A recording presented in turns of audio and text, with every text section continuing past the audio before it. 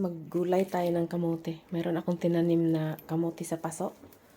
Tingnan natin kung pwede na. Tapos parang may laman yata. Tingnan nga natin mga guys. Ayan o yung kamote. Oh. Ayan siya. I-harvest natin yung dahon.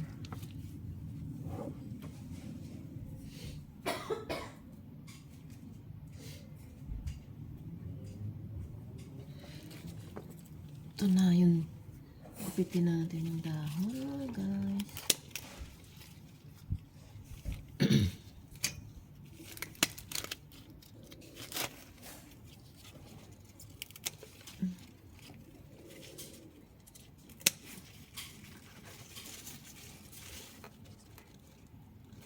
Gulayin na natin.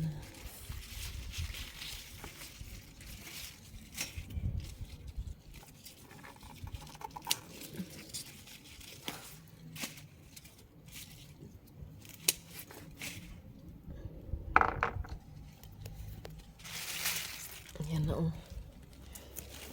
Pwede na yan gulayin. Tapos nakita ko parang may ano siya. May laman. Ayan, laman niya oh.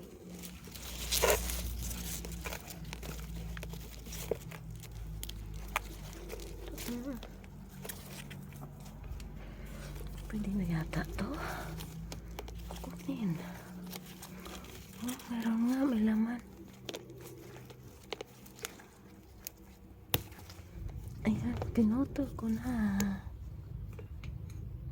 Ayan siya. Ayan.